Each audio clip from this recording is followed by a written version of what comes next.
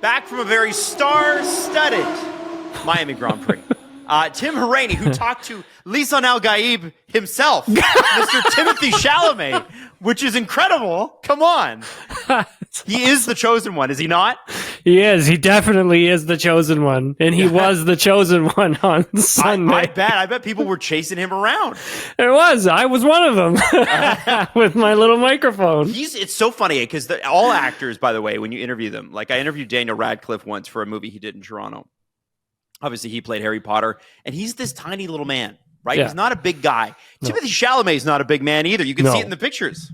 Yes, yeah, just absolutely. Tiny, but a deep voice. I wasn't like I don't think he I don't think he wanted to answer any questions at him, but I was coming in. But you got it. You got in there, Tim, and that's what matters. I was coming in, whether he wanted it or not. I think we were the only one. I think TSN was the only one to get him. We were the only ones who got him. Like producer yells at me. He's like, Tim, there's Chalamet. He's like, go get him. And I'm like a dog with a bone. I'm like, Who else? So who else did you talk to? There was some other A-list celebs. Yeah, Michael Douglas.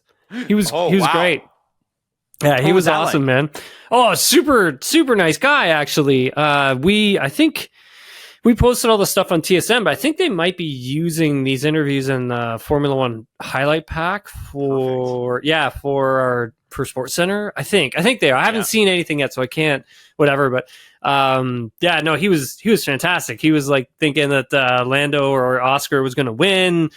He's a big Formula One fan, so he goes to a lot of the races. That's how I want to live my life when I'm older, Tim. That's what right? I want that for me. Oh yeah, dude, it was so great. bad. It was great. And then who else? I want to retire and go to like 4 or 5 races a year. Justin Jefferson. Okay. Hey, you missed this moment because you were there. And you are still in Miami. But this moment was so unbelievably funny. I have to share it with you before we get into the actual racing and the sprint race and everything, guys. Hit me with we'll get into it. But Martin Brundle does the walk beforehand, right? He does the track walk, right before the national anthems and that sort of thing. He talked to Jerry Bruckheimer, who was obviously there, because they're promoting the movie, which is coming out in a couple months. Yep. And then they were talking, he's talking to Gordon Ramsay. And there's this celebrity, and her name is about Ramsey. Oh, you got one? You got one about Ramsey? Okay, sorry, keep going. So there's this celebrity, and her name is Lisa. And I have been out of pop radio for 2 years. I don't know who Lisa is, but I believe she's a big up-and-coming star and has some big songs or whatever. And very clearly, when Brundle walks over to her, he's in front of the step and repeat. She is hiding behind her security. Like, clearly tells her security, and you can see it on camera, I don't want to talk to him. Yeah. Not because it's him, just because she doesn't want to talk.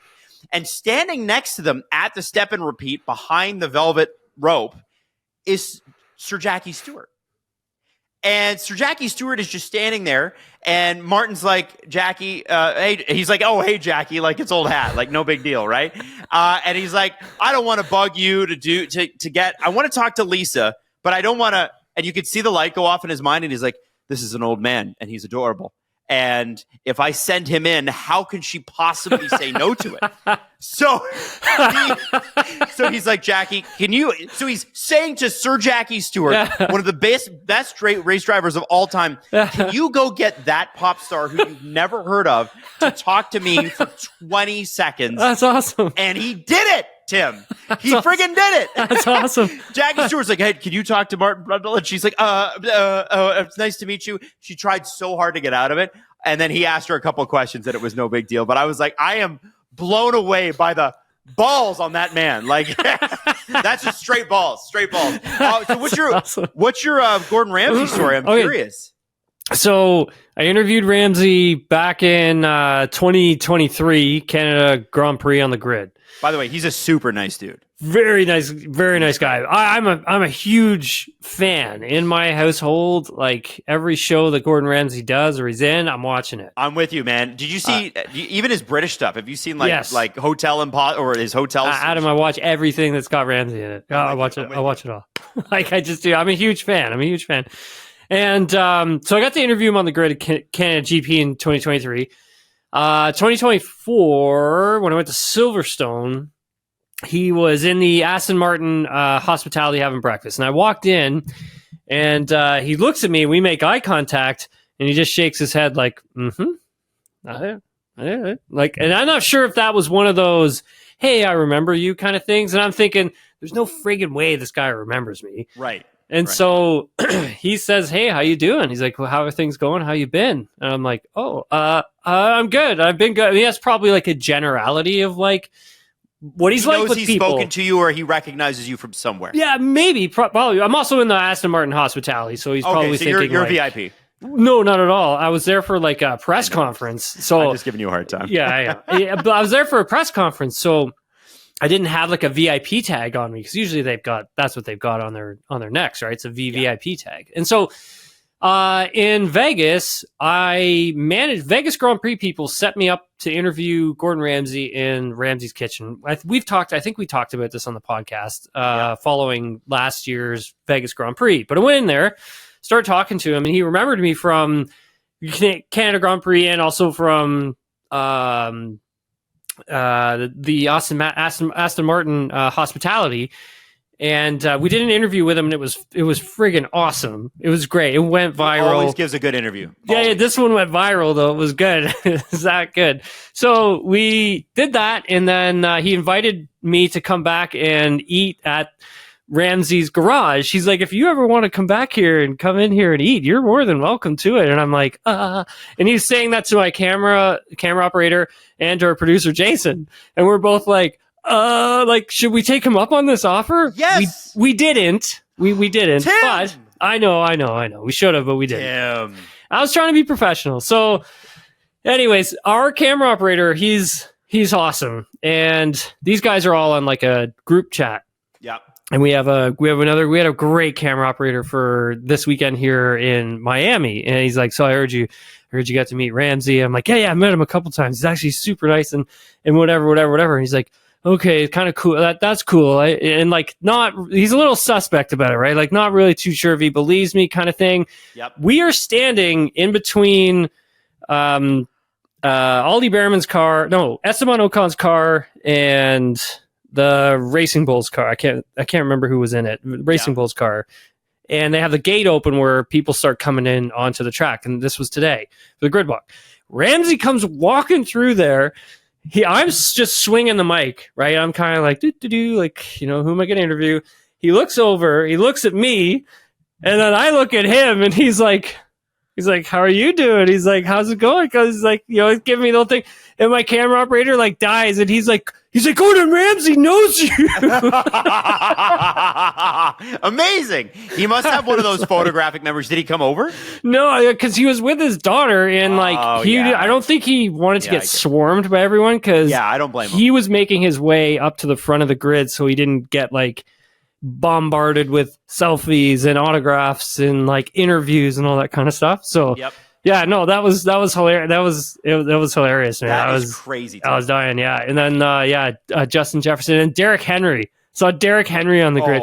What's Derrick Henry like in person? Yeah, so I was like, I'm going in for one. Like just like one for he's like, no, brother. He's like, I'm not doing one today. How big is that man? He is huge. He's huge. He is huge. I look like I'm probably 5'10", 5'11", and I'm just like a little like peanut standing beside this guy. Like, not even close, Adam. It's not even close. Same with Patrick Mahomes. I saw him today too. These guys, they don't necessarily like, they look big on TV, right? But they don't look like overly big because everyone else is big around them. Yes.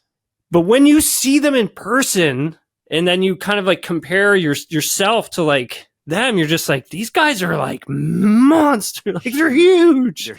They're huge. Yeah, even the smallest guys are huge. Yeah, and so like Derrick Henry's like, oh no, we're good here. And I'm like, damn it. and then Bon Jovi. So I ran into Bon Jovi. So I was like, I was going in for an interview. I was like, hey, I'm like Bon Jovi. I'm like, just one question. He's like, no. And the security stepped in. He's like, not right now. Like, let's do it.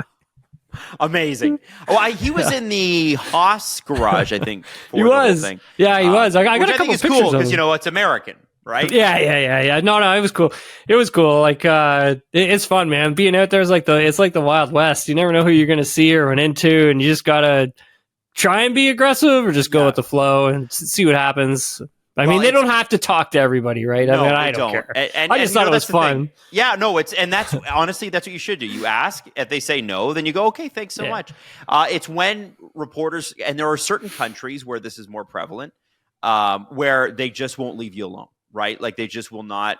Like Canadians, we just don't do that. That's not our style. Yeah. I know Americans usually are very, very respectful as well. Sometimes if it's like low-grade paparazzi, you can get people who harass, but most reporters are like, hey, I got to like interview this person again in a couple months, and I don't want to make them mad now. But you see sometimes with other countries where the media are so intense, and I find European media generally to be so much more aggressive than I think we're used to. And I think that's partly because there's an intimacy with each country, right? You know, they're smaller countries, even though they got big populations, smaller sizes where, you know, this is the border. We speak Spanish over here. They speak French over there. If you're a Spanish driver, you're talking to us because we all know each other and you better talk to us. And, you know, that's your job to promote the sport in your language. And there's a whole different dynamic that I think North Americans are probably not used to. And that's what makes people so aggressive. And it's very interesting to see that sort of run down. And that's why you usually do need somebody like that girl Lisa had, you know, some big bodyguard that she's hiding behind and he's got his back turned to the camera. I mean, but fair game, right? Like fair game, but Jackie Stewart, do it. That's awesome. I need you to find that clip. It's so funny. But that's awesome. So this weekend, obviously, there's a lot to cover, but really, after about halfway through the race, there wasn't much to cover. And, you know, obviously we know what happened and we got your rundown after sprint and quali on Saturday. We won't dive too deep on that, but obviously Lando, you know, Oscar is supposed to win that race, that sprint race.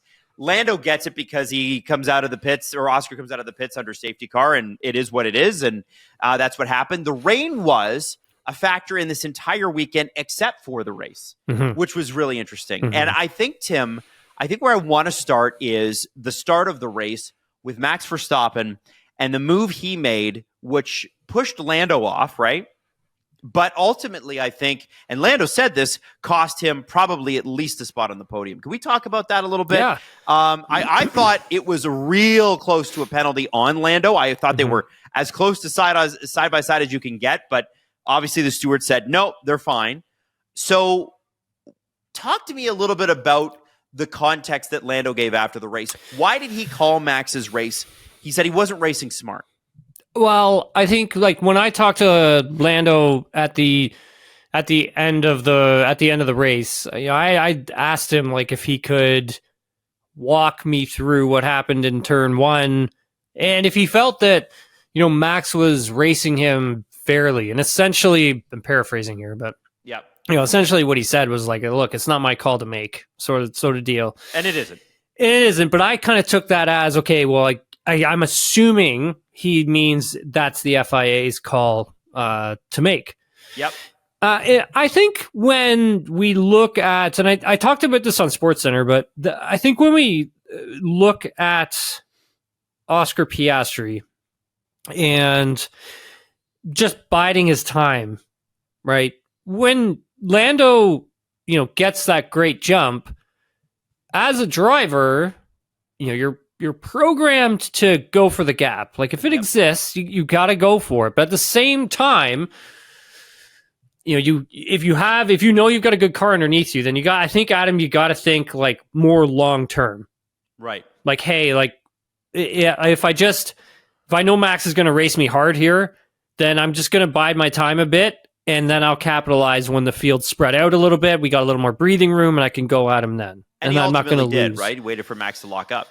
Essentially, yes. But like again, like where he probably could have gotten the lead if he hadn't have been so aggressive off the start. However, I don't think there's any race car driver in the world who wouldn't have tried that. I would have tried it. And we all would have tried to do the same move on Max that Lando did. Any single one of us.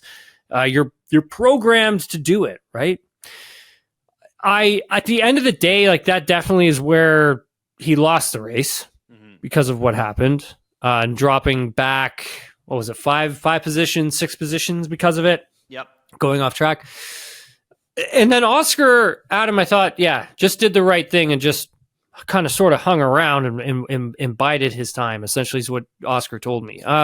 He told me more, and we can get into that in a minute. But regardless of that, I think Lando did the right thing. I would have done that. Any driver would have done it. It's just, obviously just Max is Max, right? He's going to do that. So yeah. And that's what's made him successful. I think, it's interesting that first little bit, because it looked like from the start that Lando, he dropped so many spots. He was down, I think, in 6th. And then, by lap 10 or whatever, he's back up into 3rd place. And when it was so interesting watching the way Oscar tried to pass Max. Max was very aggressive on him a couple times. And Oscar said, okay, I'll back off. Right. But when he ultimately gets Max to overcommit, and I think it was turn 1, Max locks up. Yep. Oscar goes around, and he's gone. Yep. It's over now. Clean air. That's the race right there. Yep. When Lando tried to pass Max, it was a lot harder for him. And part of that is he burned up some tire coming up through the field, right? Yep. Part of it, I think, is the history between the two of them. Yes. I think I felt like, and I don't know if you've seen the clips on social media, but there was a point at which Lando tried to pass Max, and Max defended or got him or whatever, and Lando took his hand off the steering wheel and apparently gave him the middle finger, which he did. Like whatever, right? Like it's not like he's not saying it under his breath, right? Like, and it's not doesn't mean that he doesn't like Max. It's just, hey, F you, man, you're getting in my way. I'm trying to win a race here, right? I get it. So what I found interesting was, like, Oscar seemed to know that it was going to be inevitable. Lando didn't. And I think it speaks to the confidence in the car rather than driver skill, because I think so many times we misconstrue the two. And after years and years of watching Formula One and listening to you talk, Tim, it felt to me like Lando has felt off about this car all season. Oscar clearly loves it. He just won his 3rd Grand Prix in a row. And so I'm wondering, from your perspective as a driver, what do you attribute that difference to? What is it that, is it the fact that it's Max Verstappen and he's got a little bit of the yips? They've had collisions before. There's a lot riding on this. Lando doesn't want to lose points against Oscar Piastri, who is now becoming, the clear number 1. Or what else? What could it be? I think, Adam, it's not trying everything you can not to make contact, right? I think that's one of the things, and Andrea Stella has talked to both of them about that and has stressed that to both drivers. Basically, I was with Andrea Stella yesterday, and he told me, it's essentially that the number one thing is don't make contact with other cars. We can't have you crashing the car. We can't have you having damage. We can't have you getting into scuffles. It's not the way we're going to go racing. It's try to get it done fairly. Yeah, try to get it done fairly. Do your best to avoid contact and come away with the points. Right. And that, obviously, first up, Constructors' Championship, right? You want to create as much of a championship points gap to everybody else as you can. The only way you can do that is by staying in races, finishing as high as you possibly can. And for this car, it should be a 1 and 2 every single race for most races. Yeah. Today, I was going to ask Lando, and I didn't, because I only had really a few questions with him, and I had a couple other things I wanted to talk to him about. But I wanted to ask him, like, if he felt that Max raced him fairly the entire race, and did he show him any respect at any time? And I was going to use the example of when essentially Lando forced Max off track, and then Lando went off track too, but still overtook him, but then gave the position back. And I was wondering, if the roles were reversed, would Max have given the spot back? That's a real good question. That's what I wanted to know. Max would probably force the stewards, I think, to make the call. I agree with you, Adam. I think he would have as well. But I think, Lando, again, trying to be a bit respectful at the same time as I'm probably going to get a penalty for that. So I should just give the spot back. Yeah. And try him again because I know I'm faster. And that's what he ended up doing. And I think that was the right move. As much as you want to be hard on your competitor, I think that was the right thing to do. Right. I agree. And I think, Lando said it in Drive to Survive. He said it a few other times. It's clear that he's gone to therapy. And I always can tell because I've been to therapy, a lot of it. And sports therapy for me. I am not going to, what's that? I said sports therapy for me, sports psychologist. Yeah, 100%, whatever it is. He's basically, where his confidence, I think, comes from is the fact that he's not going to be Mr. Alpha Male out there, right? He's not going to race Max the way Max races him because that is not his style. And when he steps outside of his style, he's not as good. He's not as effective. I just thought, when I watched Lando trying to get around him, he had zipped through the rest of the field like it was nothing. And frankly, if you look at Yuki Tsunoda's performance in that Red Bull, which is getting better, I'm not trying to insult Yuki at all. The reality is that the Mercedes cars are far and away better than the Red Bull car. It's just that Max is a differentiator. And Lando had no problem getting through them. Zipped right through, right? But it came to Max, and that just seemed to be a bit of a mental block. And I thought it was a good thing that it didn't go on for more than about 5 laps. He got through him very quickly relative to what we've seen Lando do in the past. And then it was 1-2 the rest of the way. And I feel like even though Lando doesn't get the victory there, he gets it during the sprint race. And I think this probably, because it's a very technical track, it was a wet track, even though obviously it wasn't raining and it absorbed a lot of water all weekend. I feel like with all of those factors, Lando's got to feel pretty good about himself in getting that confidence in the car and himself. Yeah, you would think, Adam, but like talking to him and just being around him post race, you didn't get that, eh? No, not at all. I thought I got someone who was really upset. Like they were kind of frustrated. Like I think Lando thought he was good enough to win today, on Sunday, I should say, and certainly he would have been. Yeah, I think he felt that one got away. And if that's the way he's thinking, I agree with him because I think one did get away today. Like it would. You know what? Too, you gotta. It's clear that there is a lot of good 1-lap cars. Like Max can put it on pole, as we saw with a lap. Yep. It's pretty clear also that over the course of 40 or 50 laps, no one can compete with the McLaren. Tire deg, speed in the corners. Yep. Straightaway speed. I think the Red Bull DRS is still one of the most effective out there, but it's where the car sort of fails elsewhere that kind of holds them back. Go ahead. Yeah, and then I'll jump in and then finish your thought. I think Red Bull was running with their engine was pretty weak this weekend. Oh, was it? Adam, I think it needs. Yeah, it's got to be. It's got to be changed. Okay. I think they were losing a lot on the straights.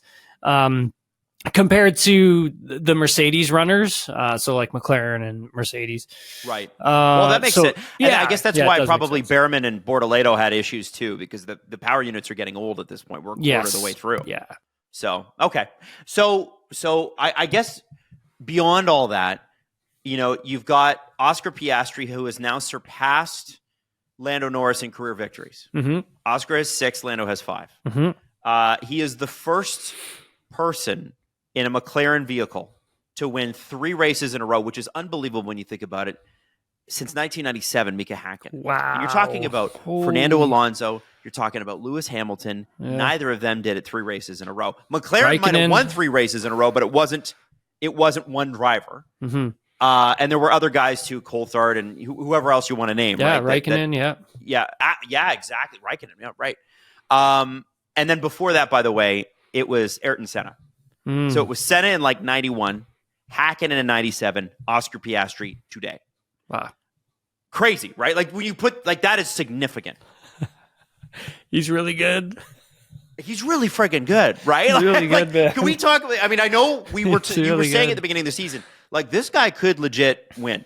Yeah, he's Adam. I think he's on his way to being a world champion this year. He's cool as a cucumber.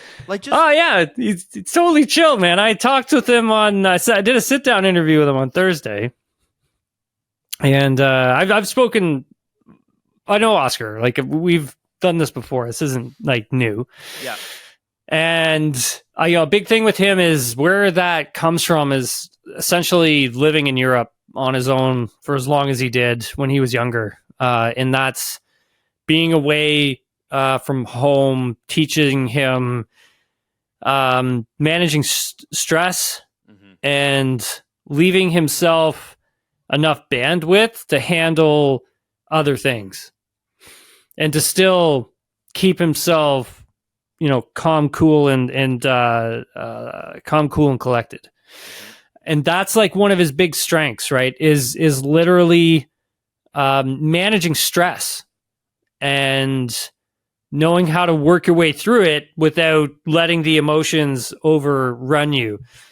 And I confirmed it with Andrea Stella. Stella, I sat down, chatted with him as well. Same stuff, right? It's the fact that Oscar can keep his mind really calm, and a big part of that was the hard times he was in Europe, being away from his family, being away from home, and that stuff's really hard. Because when we went off camera, I said to Oscar, I was like, it's really impressive, that you went to Europe at such a young age. I'm like, I remember when I went to Europe and I was in Italy, and I remember I was 23, and I told him, I was like, it was really hard for me, man. Like I had trouble. I missed home. I missed my family. I missed everything.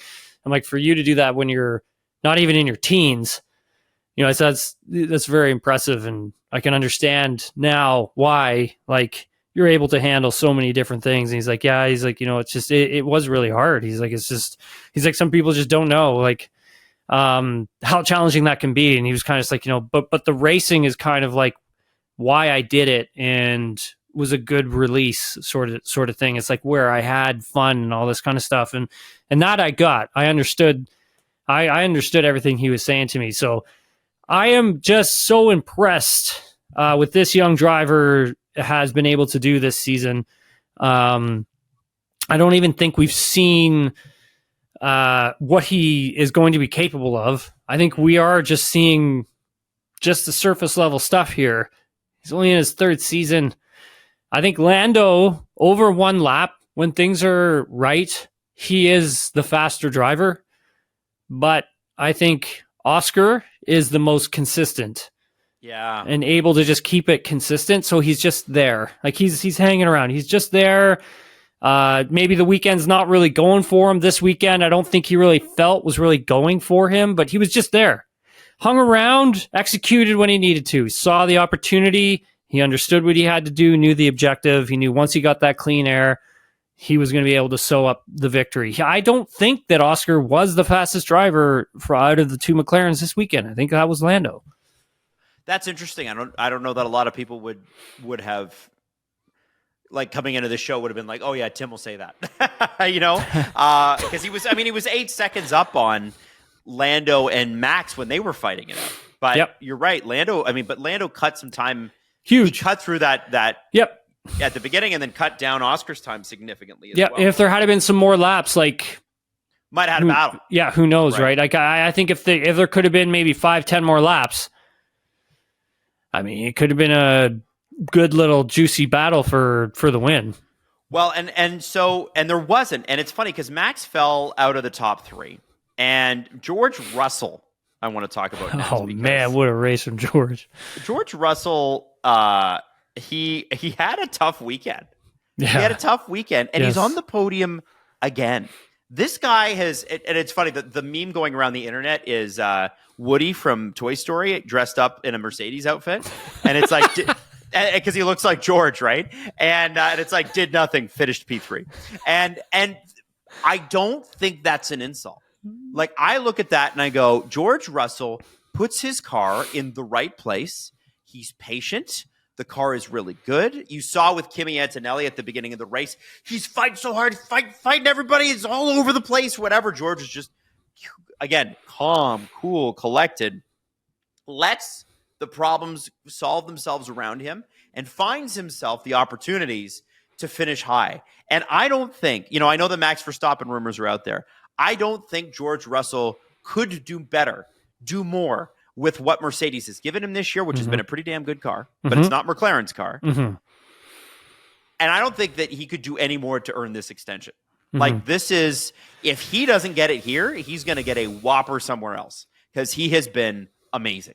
So Tim's been in Miami all weekend around shiny cars. And Tim, it makes us think about cleaning our own cars and how important that is because a cleaner car goes faster. That's just the reality of it. Getting waxy, Adam. That's right. We're getting waxy. And that's why we both use silver wax on our cars. Now, I have a truck, but listen, it's still important that the truck looks good.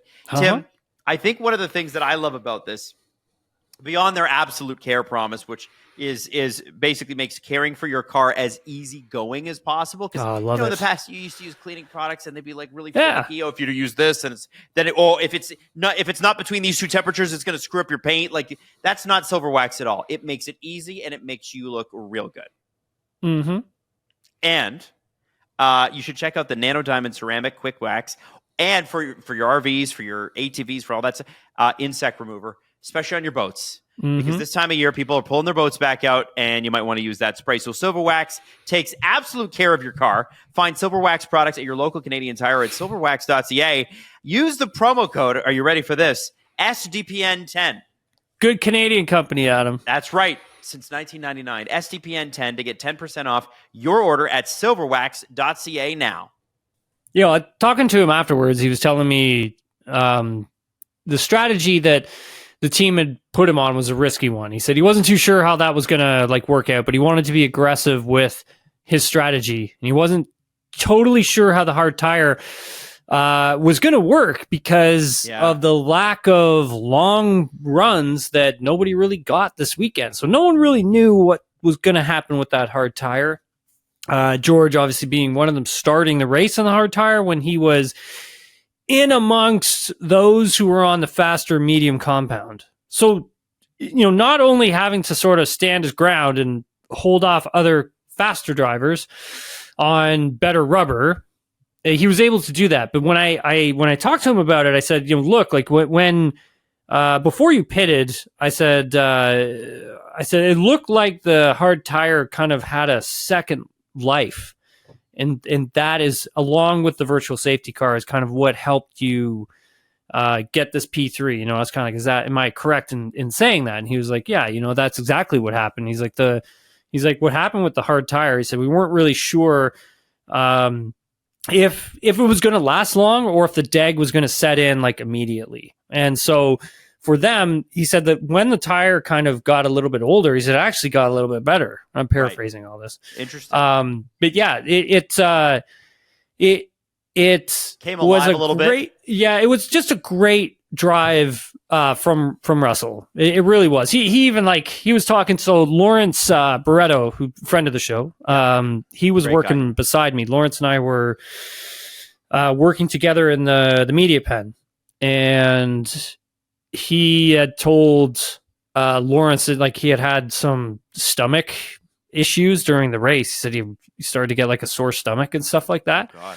And he's like, I don't know, might have eaten too much for breakfast or had a big breakfast or whatever. But he was saying he was having a lot of stomach pains. And then I talked to him, and then he left, and I saw him in the corner, and he was kind of keeled over. And I don't know if I don't know if he was having stomach pains or he was stretching or something, but it didn't look. It looked like he was in a bit of pain. So, not only was he having to manage this entire race, he also physically was uncomfortable as well. So, very great performance from George. The Red Bull tried to lodge a protest against George, saying that he didn't lift for the yellow flag that came out for the virtual safety car. First one. Was it the first one or the second one? I think it was the second one, if I remember correctly. And so anyway, so that was rejected. That protest was rejected, but he was placed under, Red Bull put it into protest. So the FIA had to go back and take a look through everything, but yeah, it came back as being rejected. So George kept the P3, because they felt he'd done enough. So I thought, Adam, from George this season, he's been so consistent. And again, just like I said about kind of Oscar, is just hanging around, right? Just scooping up the scraps. Yep. Yeah, he's been great. Yeah. Kimi Antonelli, really great, that he got the pole at the sprint race. Obviously, it didn't work out for him there. I still think he had a great finish in this race as well once he calmed down, right? One of the things about a rookie driver is that they get hyped up in those first couple of laps, and it takes a few laps for them to calm down. When you get too high, your emotions get the best of you. You make mistakes, right? But again, rookie.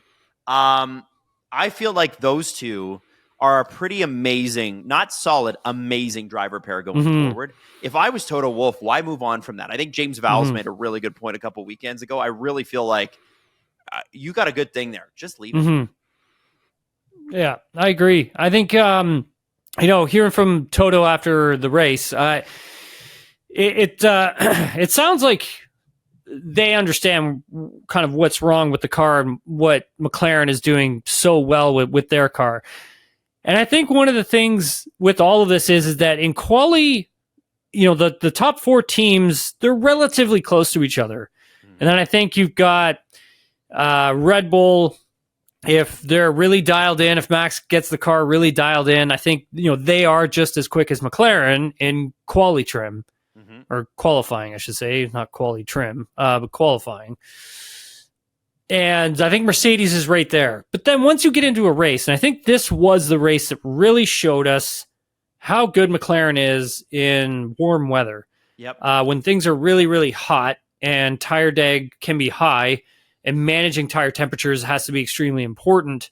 I think this was the race that showed us why McLaren is labeled as the favorites, because they're able to just manage the heat that's going through the tire more. They're able to keep the tire alive more and all that kind of stuff. For everybody else, they dag really early. They can't keep the tire alive and keep it going.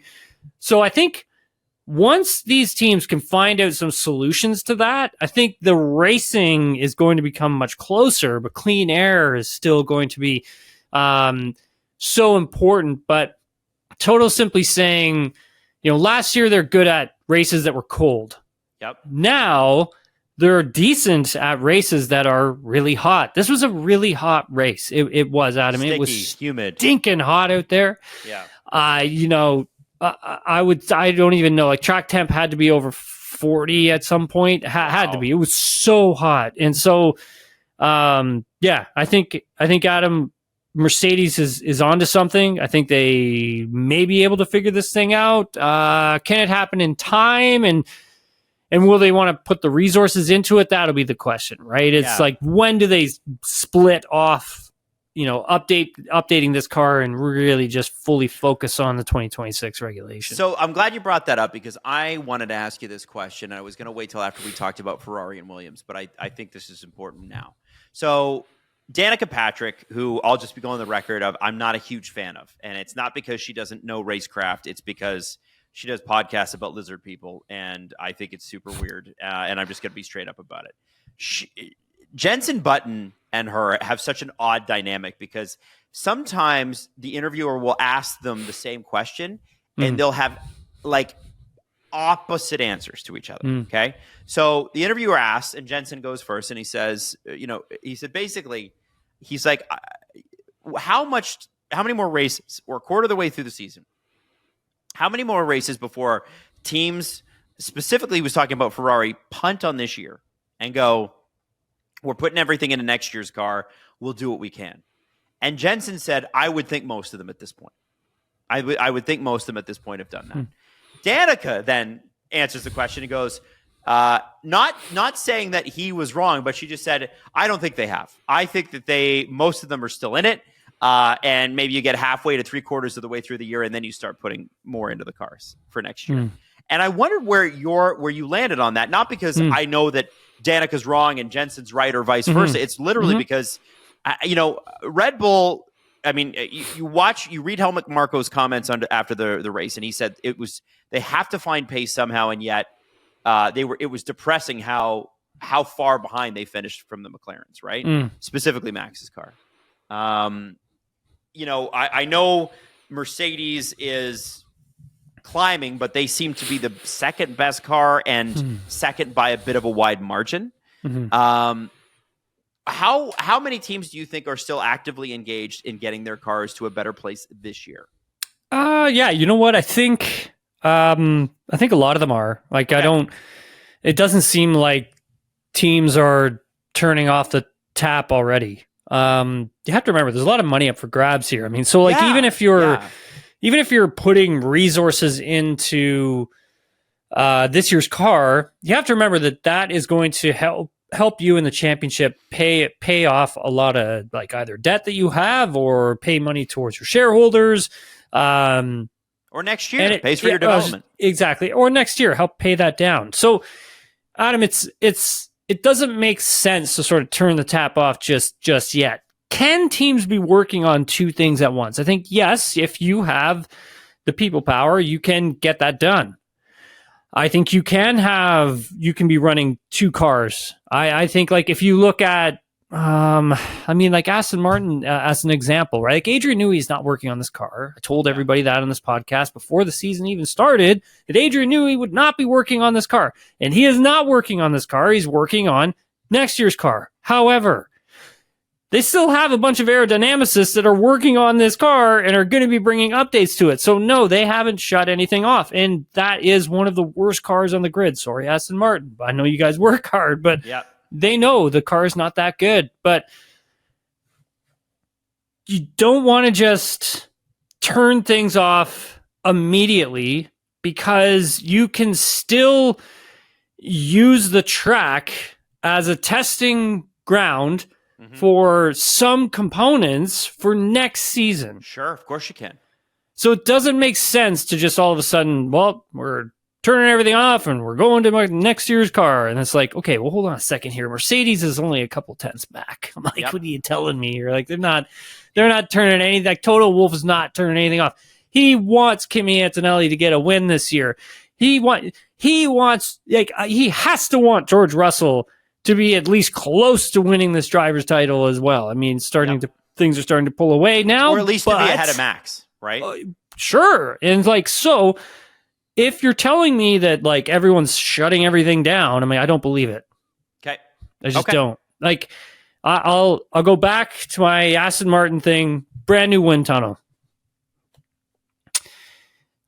They are not turning off anything because what they want to do is they want to make sure that CFD, wind tunnel, brand new, racetrack, are all aligning. Okay. Make sure that all those things are aligning because that's going to help them understand and know that all of their systems are working properly. Everything works and everything is speaking to each other. Because if you start doing all these things out of order and things aren't talking to each other, then it's going to affect everything that happens out on the racetrack. Yep. And so the Aston Martin's not the only team that's doing this, right? Everybody else is doing it as well, right? With 2026 stuff at the same time and either upgrading their wind tunnels. And so that's another sort of reason why I don't think anyone's shutting off anything. I would say once we get to like July, maybe summer break, then I can see it being shut down. Yeah, and there are teams with 400 employees and teams with 1,200. Yes. Right. So that can very much affect. Hey, I got a team on the 26 car, but I also have a team on the 25 car, and they talk to each other and they work, but mostly they're separate. And by the way, that 25 team will move to 27 once the 26 car hits the track, right? Like 100%. You can do it many ways. Like that's how they do video games, right? Like yearly video game releases, they'll have a team that does one. I think they do that with like Call of Duty. They have different studios for Call of Duty when they're releasing them. Like one works on one while the other one gets ready to work on the other one. And then that one, when they're done this one, they're going to move on to the one that's ahead of them. Exactly. Now, I want to get back to the race. Now, Lewis Hamilton, this was a much talked about event. Lewis Hamilton had hard tires on, and it was a rough start at the beginning of the race, but he did climb up. And, once those tires sort of came alive mid-race, it was good. And then he switched to the mediums, and then he really took off. And he then had to sit behind Charles Leclerc for a few laps while Ferrari made up his mind on what Lewis should be doing. At that time, while he was sitting behind Charles Leclerc, Kimi Antonelli, who was the guy they were trying to chase, got away. And they did eventually swap the cars, but then even though Lewis was gaining on Kimi. It was like, for a while there, it was like 0.3 a lap. It wasn't fast enough, and it's because his tires probably were just not there anymore. And here are some of the radio messages, Tim, from Hamilton. You want me to sit here the whole race? His manager, or his race engineer. I'll come back to you. Ricardo Adami. Yeah, Ricardo Adami. Yeah. Hamilton says, in China, I got out of the way when we were on a different strategy. And then he said, have a tea break while you're at it. Come on. This is not good teamwork. That's all I'm going to say. And then Hamilton said, Sainz 1.4 behind. You want me to let him pass as well? Because Charles Leclerc eventually did repass Lewis Hamilton. So, Lewis didn't seem super upset on the Sky Sports post show. Obviously, he was one of the last guys to come out. What do you think about what happened with Ferrari today? And why is it seemingly, I don't know if this is really true, but the perception for people like myself, Tim, who are watching on TV is this team can't make up its mind on strategy quick enough. They almost hold themselves back. They cost themselves seconds because they won't just make a call. What is it? Well, first of all, I did speak with Lewis. Okay. He wasn't he wasn't super angry at the team, like when I spoke with him. However, he did feel that if he had been let by sooner, he probably would have been able to catch up to Kimi. But he also said, look, I could have caught up to him, but then, passing him and getting by would have been another thing. Right. He did say that. He said, look, I could have caught him if they had let me by soon enough, but they didn't. And this is what ended up happening. And so the tire obviously ran out of juice. And being behind Charles for so long, I think that also sucked a lot of life out of the medium compound at the same time. And so, that has to be a decision that probably should have been. They're going to have to go back and take a look at all that. I mean, I talked to Charles about it afterwards as well. And I said to him, look, hey, do you think that they should have swapped you and Lewis back sooner? Because that hard tire on Charles's car started to get a second life. Right. As well. And so he caught back up with Lewis. And because the hard tires last longer. Yeah, and it was kind of later. Yeah, or it goes through this weird graining phase, and then on the other side of that graining phase, there's a little bit more performance left in the tire, by the looks of it. I didn't talk to Pirelli about that, so I'm not 100% sure. I'm just what it looked like from the outside. And so I said to him, look, hey, do you think they should have swapped you guys back sooner? Because that kind of also felt like it came too late. Yeah. And he kind of just said, look, we're going to talk about this as a team. And it's not perfect. This wasn't a great weekend for us. It was a really challenging weekend, paraphrasing, but kind of sounded like, hey, this is our worst weekend of the season. Which is crazy because he finished third the day before, right? Look, I would say it was their worst weekend too, man. Wow. I honestly don't think this was a good weekend for Ferrari at all. I don't think for either driver. And that's tough. Their CEO was there. A lot of major sponsors there. On the American side, McLaren had a ton of major sponsors there. I think Red Bull did too. That's a tough showing in front of them. Yeah, Adam. Look, they Imola and those updates can't come soon enough. Yeah, it really can't. I don't know what to tell you. Hopefully there is a bright side to the updates that could be coming. I mean, they do have a new floor on the car. Maybe the updates that are coming, I don't know if it's going to be a new floor or what is going to be redesigned for it, but we'll see.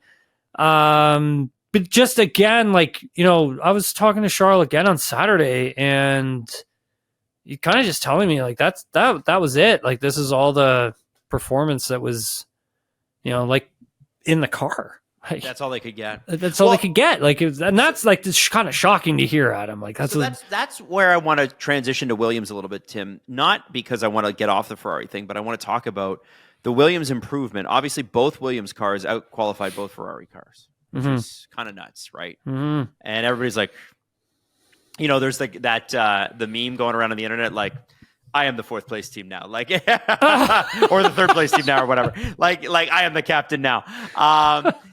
Williams seems to be able to do it in one lap. They do sometimes run into problems. Like I know Alex Albon, despite his great finish, P5, had a water pressure issue the whole race. But, Alex Albon is the king of, hey, something's wrong and I'm going to have a great race. He's brilliant at it.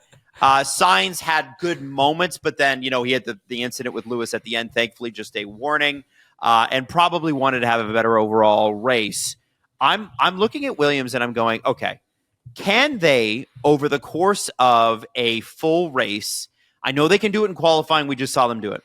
Can they compete with Ferrari over a full race? Are they at that level yet?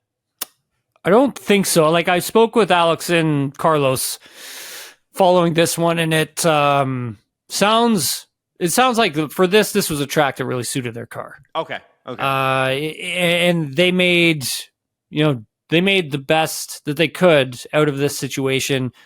And Adam, if we go back to the start of the season, I remember you and I were talking about this, where it was going to be like, hey, Williams is going to get to some tracks. Yep. And they're going to be really good. Yep. and it's like, those are the weekends you got to capitalize on getting as many points as you can. And this was one of those weekends. Both drivers, I thought, did excellent. Carlos obviously ran into a little bit of trouble getting unlucky with strategy, the VSC, when the VSCs were deployed and all that kind of stuff. Yeah, that sucked. I felt so, I mean, he probably could have finished up higher, I think. Maybe a P6, P7? Yeah, I would think so. He was right there with Alex. The two of them, there wasn't much separating them at all weekend. I think Carlos's, the way he put it to me was kind of like, hey, look, I'm starting to get a lot more comfortable here with this car. And it looks like it, by the way. I just want to say, it seems like he's getting more confident in it. Yeah, it does for sure. And I think for Alex, really impressive drive from Alex. And I think it just shows what a great driver is in there. He is a Alex is a very, very good driver. I mean, they're all great drivers, but Alex is I think Alex is super talented. I really do. And, when things start going his way, he shows it. And when things are right there to capitalize on, he does it. He executes. And so really impressive from Williams. I mean, it's not always going to be like this for them. No. I mean, I think they could struggle in Imola. Not struggle, but I think they could be and I think they could be just sniffing at a couple points, not where they were. But they have 37 points already. I know, it's super impressive, man. They've been great. Just consistent and executing when they know that they've got something and not screwing it up. I thought they've been just fantastic this season so far. Both drivers, they look like they have so much more confidence now with their driver lineup too. That driver lineup for them, Adam, I think brings so much confidence into that team and into the crew. You can really feel it when you get around them now. This is my first time around all the teams this season. And, you can kind of tell the ones that are the season starting to get away from them, but the other ones that you can tell that they're very much invested, very confident, loving what they've got. I mean, this is one of those teams, man. They were, they look very confident under those two drivers. I look at where they compare to Haas, which is the number 6 team, and they're almost doubled up on them in points. And I think that's the key. You want to get that 5th place if you're Williams. That has to be the goal. You're not, as Tim said, not quite ready to compete with Ferrari on a regular basis, which is understandable. Nobody's expecting that from them this year, but still need to see them get that kind of success. And like you said, for sure.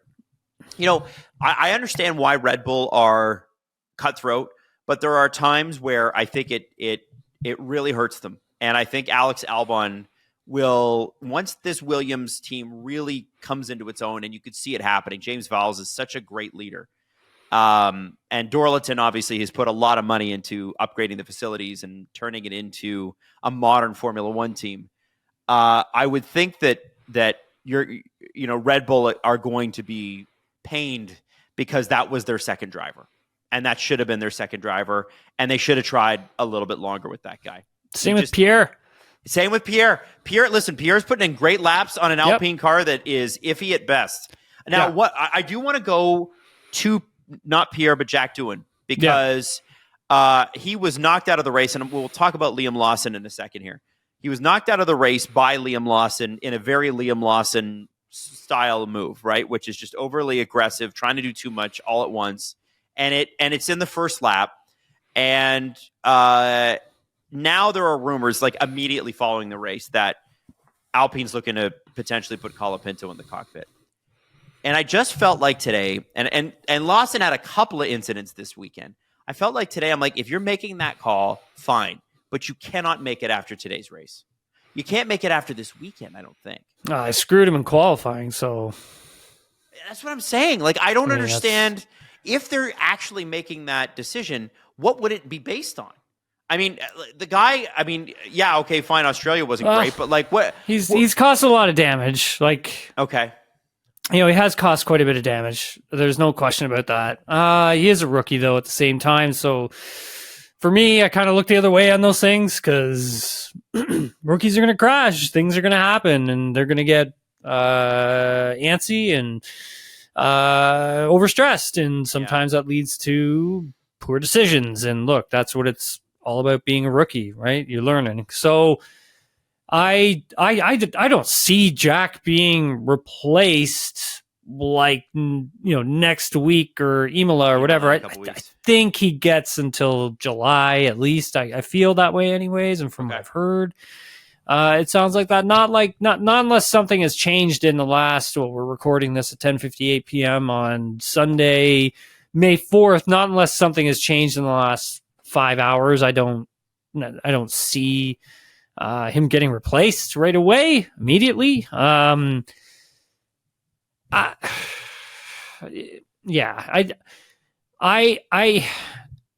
put him in the seat and you have to give him a chance. Yep. That's all there is to it. Yep. Okay. All right. I guess the other one I got to talk about is Liam Lawson himself. I don't think this is a good weekend. I think Racing Bulls obviously took a huge hit when Yuki Tsunoda was promoted. They're sitting second last right now, third last, 1 point up on Alpine, 2 points up on Sauber. And I kind of wonder, Tim, like at what point, like when does Liam Lawson need to get a hold of this car? Because he seemed to have it last year. Isaac Hadjar's been very, very good, solid as a rock for them, always putting in good results, at least in qualifying. The car's not great. I'm looking at Liam, though, and I still feel like he's trying to be brash, and he's doing it in a non-confident way, and that makes me worried. That's a rough weekend for him. Obviously, everything that happened with him and Fernando Alonso in sprint race. Yep. I mean, I can't believe he got into an accident, Fernando, there. I mean, Fernando was clearly ahead. Like, come on. Like, you're not... And you're going around the outside. It was never going to work. Well, that's the thing. Like, just pull out of it. Like, give yourself some space and try again, right? So that's strike one. The race, off the start, Adam, I mean, come on. Like... He put the car in a spot it didn't need to be. That's what I'm getting at. I mean, I think... look, I don't think Liam Lawson's a bad driver. No, he's not. I really don't. I think he's a talented driver in there. A lot of speed, confident. And I think once he kind of gets settled and under control, I think we'll see a pretty good driver in there. Right. I think when he gets rattled, the sprint race, qualifying didn't go well either for him. And then right into this race. And again, you're trying to, make up for lost things that happened in qualifying. And so you're a little bit desperate at the same time. Overcompensating. Yeah. And I thought Isaac Hadjar drove brilliantly, as best he could with what he's got. I think the car needs an update. I think it needs it soon because it kind of just looks like you can kind of see the separation now, Adam, where at the beginning of the season, you're like, wow, like that's like one of the fastest cars on the track. And now you can kind of see those who have optimized, brought small updates that have helped optimize even more, push the car forward. You can see that space, that gap starting to open up for Racing Bulls. Right. So I think they need an update. I think they need it soon. We'll see what happens for them. But not a great weekend for them at all. All right. Well, there was a few teams that had that. But Tim, listen, it's time for you to go to bed. And the bed, and it's time for you to sleep on that lovely bed behind you if you're watching the video version of this. Tim, yeah, it's not bad. Or if you're listening to the audio version, you got. Hey, did we talk about Max? Did we talk about Max? I guess we didn't talk about Max. We didn't talk about Max. I mean, whatever. He had a kid and finished fourth or whatever. Like, I guess that's fine. Yeah, I thought we sort of Max. did at the beginning, but you're right. We didn't focus on him. Let's hit on him before we go. Okay, so I did speak with Max after the race. I mean, look, I think for this Red Bull, when they're able to kind of get it into a window, it's fast. It's very fast. I think the new floor that they've brought is going to work. And I think also for Verstappen, when he was telling me, because I had asked him about the brakes and the setup, because there's two things that he talked about over the radio. And I said, like, can you just explain to me, like, what you were getting at with all of that? Like, was the car just that out of the window? And he talked to me a bit, really in depth about the brakes. The way he changed the brakes and setup allows the car to have more rotation and to rotate it into the corner more. And he just sometimes it just doesn't really work the way he wants it to. And same with the setup. And I said, is this something that was just happening here, or is that something that has happened so far this season? He's like, yeah, that's something that's happened so far that season. So I think for them, that's also an update. That's an upgrade that they are going to need to sort out to bring to the car to help with whatever it is they're having trouble with within the setup window, trying to find that right balance, that sweet spot. Because I thought, Max did a good job in the race of holding off the faster cars. Not easy for him to do that and to keep the tire alive at the same time and still be competitive, because he could have shredded that tire just really trying to keep everyone behind him. Yeah. And it could have gotten way worse too. And so I thought for him, that's the maximum that he could have scored today with that car, the way it was. I mean, he is Max Verstappen, man. He's just walks on water. He's unbelievable. Yeah, guy's incredible, man. Like he flew in late Thursday night. So when we were at the track and I found out like Max wasn't coming, and I was like, for Thursday media day, I'm like, what's going on? It's like his partner's, giving birth. And I'm like, oh my God. And I'm thinking like, well, she can't be giving birth in Miami. I'm like, where's Max? Like they got to be in Europe. Yeah. I'm thinking they're in Monaco or whatever. And they're like, yeah, he's not coming. I'm like, coming this weekend, like he'll be here. And some folks were they weren't sure. Wow. And I was kind of like, nah, like I didn't really read into that much, because I was like, there's no way Max has to come, because you're going to be close in this championship. And I think he could, if things work out in Spain for Red Bull in terms of the flexi wing stuff, and McLaren starts to get pulled back a bit, which some people think they're not going to, but it could happen, then Max is going to be very much in contention for a driver's title and competing for it. Yep. So yeah, I was like, there's just no way. That doesn't make any sense. And that's not like Max Verstappen at all. And so he overnighted it all the way there. I don't even think he really even slept like when he jumped into the car for free practice one. That's nothing new. He stayed up all night playing video games and won races. So. Yeah, that's true. And then I'm kind of like thinking like, hey, I'm 40 and I don't think I could do that. I'd be like exhausted. And then I'm thinking, yeah, he's in his 20s. He's going to be fine. Yeah, he'll be fine. Yeah, he'll be fine. Wow, he was great. He was genuinely great all weekend long. I think you just had, he's got a car with limitations, right?